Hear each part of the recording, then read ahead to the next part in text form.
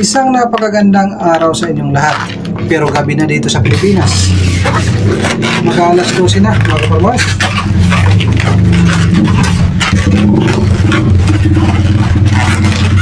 Mayroon pa mga lumadaan na motor pa isa-isa na lang.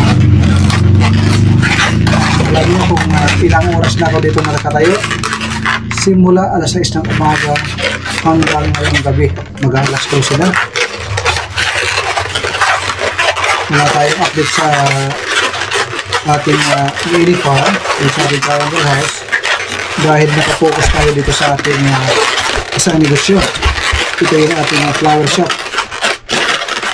Kung mga nakikita nyo ng mga nakarang araw ay gumagawa ko ng mga flower bouquet, hindi yun ang aking expertise pa. Meron pang iba. Katulad ito. Gumawa tayo ngayon ng napakaraming twist balloon.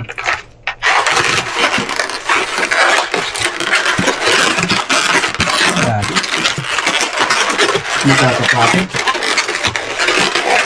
Ito yung aking mga ginawa. Ako lang mag-isa yung gumawa nito. Ayan. Meron na mga dineliver kanina, may mga urgent. Ayan mga nakikita nyo. Grabe, lumpuhan mga kapangers. Sipag at saka, yung mga bouquet, mga happy birthday, ayan, sorry, happy Father's Day, may mga ganyan na. Marami yan. Mga artificial ho yan, yung iba fresh. Ayan, happy Father's Day. Yung mga ginawa natin.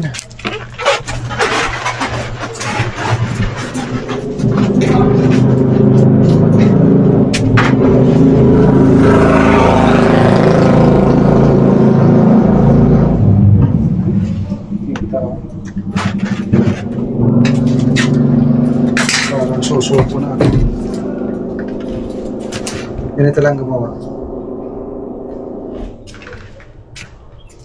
Simula nang mag-resign ako dun sa aking tinatrabahoan dun sa Cebu, halos hindi na ako gumawa ng twist balloon.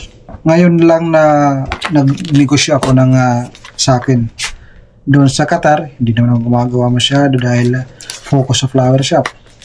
Yung pagkagawa ng twist, yung pagkagawa ng hindi pala to twist, yung curling balloon, yung parang pinapaikot. Ito lang yan. Hindi po yan nakaikot. Kumbaga, nasa gumagawa niya lang yan. Diba? Magic. Ganito po yan lahat. Ang sukat nito is 260Q. Ang 260Q, nabubulong na ako dahil sobrang pagod din. Yan po talaga yung pinaka magandang gawing twist balloon. Ito yung mga recycle. Ginamit ko sa car trunk. Noong nakaraan, nag-car trunk po kami. Ito yung mga balloon na ginamit. Nirecycle ko. Ilalagay pa rin dito. Katulad nito. Yung benta namin dito is 200 lang. Yung iba 300, 500, 700. Ganun lang yung kalakanan. Dahil sa sobrang pagod, ayun, nagkamali. Ang sabi ko na ni Mrs., white and blue ang kanyang gustong ipalagay. Ang nangyari, ito ang gusto ko sanang magamit na yelo, hindi pala tama. Mali pala ang aking diskarte. Akala ko makakalusot na yung itong scrap na ito na yelo. Tapos itong galit ko. Tinutuhan lang yung tanggal. So, black, sorry.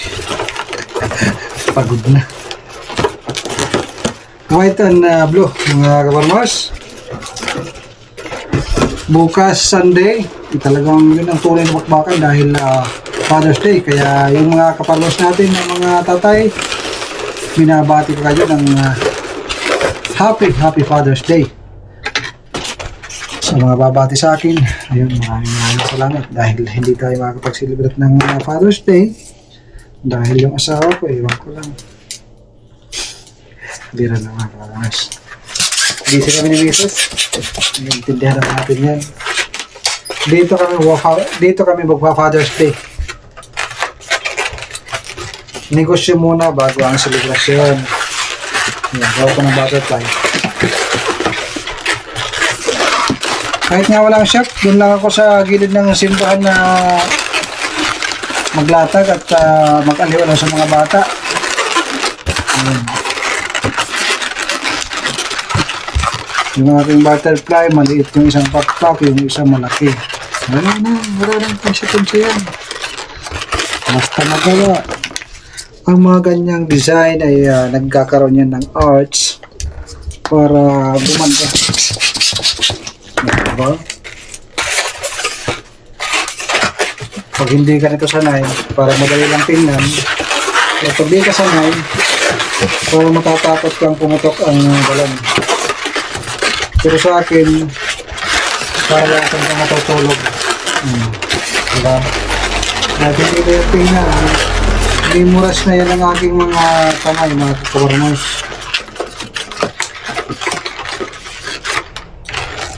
Kaya sabi nga ng marami, mga ibang mga expert, kung ano yung expertise mo, yun ang pasukin mong negosyo. Tulad nito, hindi ako kumukuha ng tagagawa dahil nga dito sa amin, bibihira lang yung marunong at kung kukuha ka ng tagagawa, yung quality ng gawa, hindi ako kontento. Pero kung darating ang panahon na pagpapalarin po tayo at napakarami natin order araw-araw, yun na po yung time na kailangan ko na mag-training ng tao. Diba? Ayun, kaya ko pa. Kahit walang tulog, magdamagan, kaya ko pa, mga kaparmers.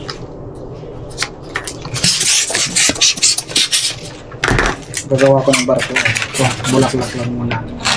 Tapos, kasunod ng bulaklak, bubuyog. Cute yung aking gagawin ng bulaklak.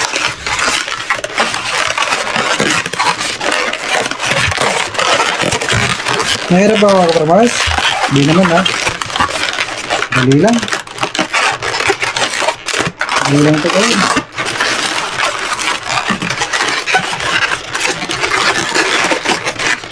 Pag malaki, bilang batasan yan. Dapat sakto. Katamtaman lang ko sa Tagalog. At iputin. Ayan. Ito yung pinakagitna. Ipot. Then pulokot. Tapos na. Mayroon ka ng bulaklak. Twist balon. Ayusin ang mga petals. Alright. Meron ka ng isang bulaklak. Isa pang bulaklak dahil mga order na ito. Ano ito mga pangalan? Repeat order to, customer. Repeat order. Nag-order sila ng Mother's Day, ginanahan. Nagustuhan yung ating mga gawa. Every time na mayroon silang special day, birthday, dito na sa atin order. May order pa siya hanggang July. Wow. Naka-reserve na. Si Mrs. ang nakakabar ng lahat. Dahil ako lang yung trabahante. Siya yung manager. Siya yung CEO. Ako COO. Oo lang ng oo. Ako busy ko sa fan. Pag wala ko dito, nandun sa ating fan. Pero ngayon, si Rejan muna yung bahala. Si Rejan, tamulang dito kanina. Gusto ko yung matutong gumawa. Gusto ko ang maging tourist din yun. Dahan-dahan lang. Ang florist na trabaho para kang magandang trabaho ang florist kasi pwede mong gawing negosyo din. Kung marunong ka na, ayun na, puto ka na. Pag ganito, reject. Walang takot. gagawin dyan, replace. Butterfly ang pumutok, butterfly din ang ating gagawin. So mga kaparmas natin na nasa ibang bansa, shout out po sa inyo lahat, sama kayo sulok ng mundo. Kung nagplaplano kayo mag-negosyo, pasukin nyo yung kaya nyong gawin. Para kahit walang tramante, kaya nyong patakbuhin ang negosyo. Tulad nito, kami lang ni Mrs. ang gumagawa. Diba?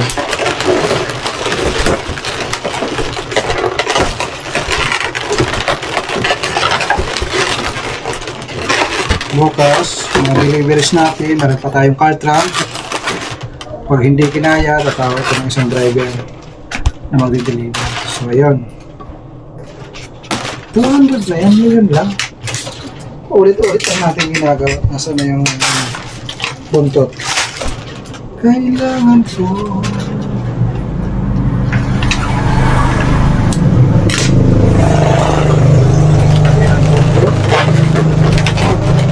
Ang hirap ito yung i-deliver bukas. Pag pumutok, malaking problema. Kahit pumutok ka ito, i-retouch lang yan na ayusin.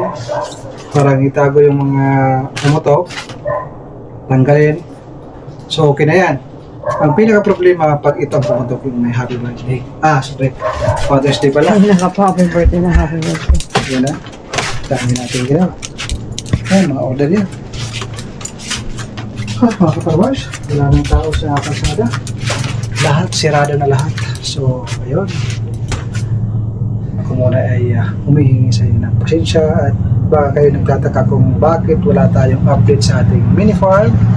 Dahil nga, busy tayo sa isang negosyo.